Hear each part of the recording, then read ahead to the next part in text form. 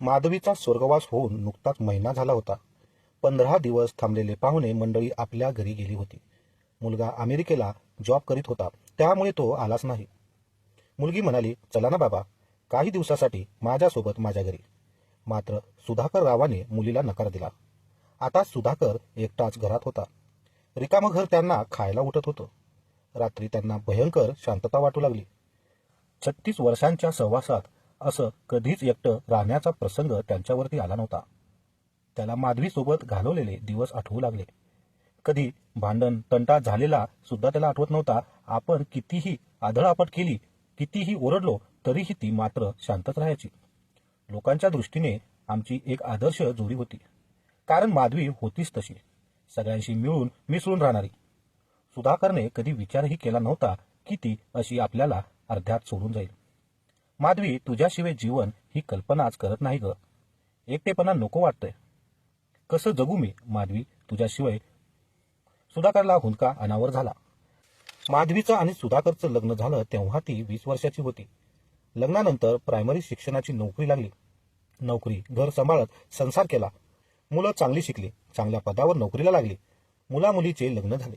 आताच कुठे माधवी सेवानिवृत्त झाली होती. तिने ठरवले होते की आपण निवृत्त झाल्यावर दोघेही मस्त फिरू. सगळं छान चालत असताना अशी अचानक निघून गेली. अचानक हार्ट फेल झाले. लक्षातच आलं नाही. अगदी शेवटच्या क्षणी लक्षात आलं, पण वेळच मिळाला नाही ट्रीटमेंट घ्यायला, आणि अचानक ती निघून गेली.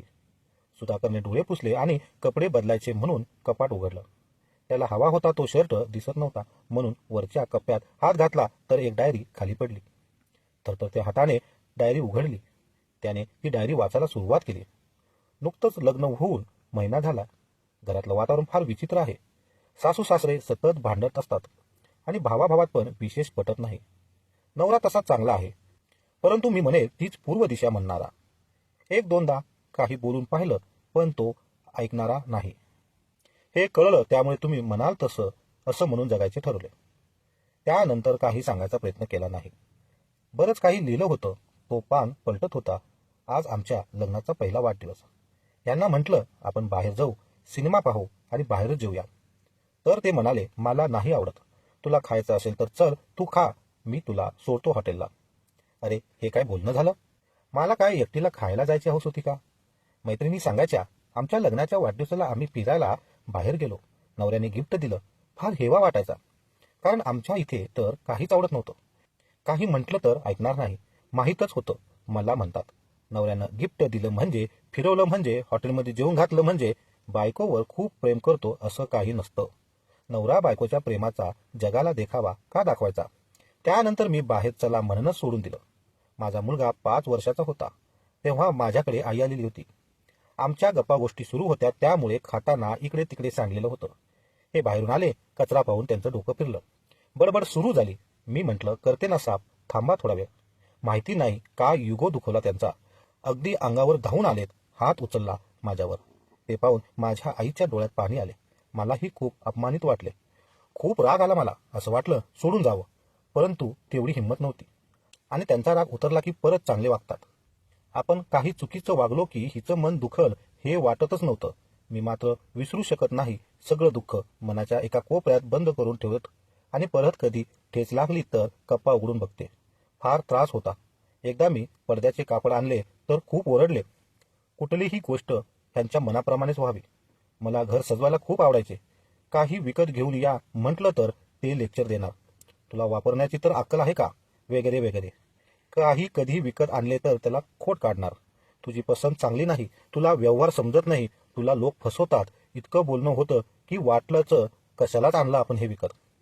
त्यानंतर मात्र काहीही विकत आणलेलं नाही मी. सुधाकर पानामागून पान पलटू लागले. प्रत्येक पानावर त्यांच्या तक्रारी लिहिलेल्या होत्या. सुधाकरला खूप आश्चर्य वाटले की आपल्याला कधी वाटलेच नाही की माधवी इतकी दुःखी आहे. माधवीच्या मनात इतकी कटुता असून ती वरून चांगलीच वागायची. आणखी एक पान उलटले, बहुतेक शेवटचे. आज खूप डावा हात दुखतोय, यांना सांगून काय उपयोग? दवाखान्यात चला म्हटलं तर बडबड करणार. त्यापेक्षा नकोच, मीच जाऊन येते.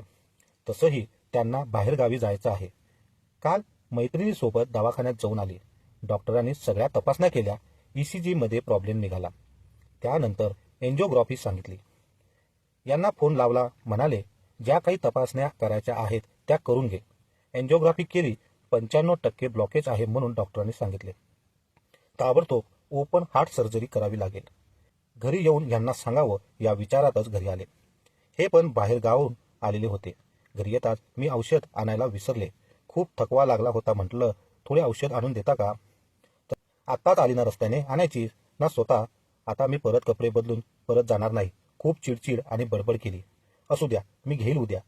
पण काय सांगितले डॉक्टरने? काही नाही, सगळं ठीक आहे. मी ह्यांना काहीही सांगितलं नाही.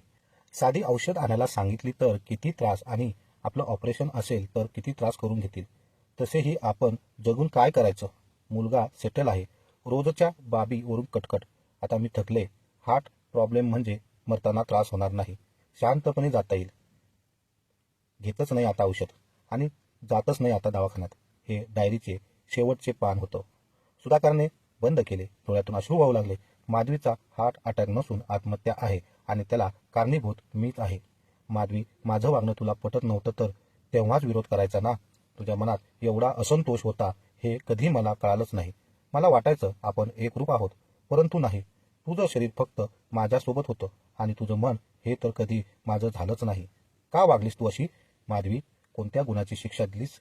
माधवी, मी तुला समजू शकलो नाही आणि तू मला समजून घेतलं नाहीस. तू आणि मी वेगळे आहोत असं कधी विचारही केला नाही. मला वाटायचं मी माझा निर्णय तुला सांगतोय आणि तो तुला पडतोय, तुझ्यावर लावतोय असं कधी मला वाटलंच नाही.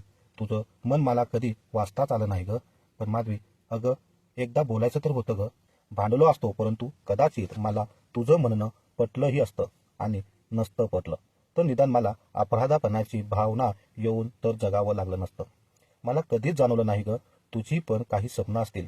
तुझं दुःख मला वेळेत समजलं असतं तर आज तू माझ्यासोबत राहिली असतीस. मला माफ कर. तात्पर्य एवढंच आहे की प्रत्येक पुरुषाने आपल्या बायकोच्या मनाच्या भावना समजून घेतल्या पाहिजे. अन्यथा वेळ निघून गेल्यावर पश्चाताप करण्याशिवाय कोणताही पर्याय राहणार नाही. तर मित्रांनो, ही छोटीशी कथा तुम्हाला काय सांगते हे आम्हाला कमेंट बॉक्समध्ये नक्की सांगा. चॅनलवर नवीन असाल तर सबस्क्राईब करायला विसरू नका. धन्यवाद.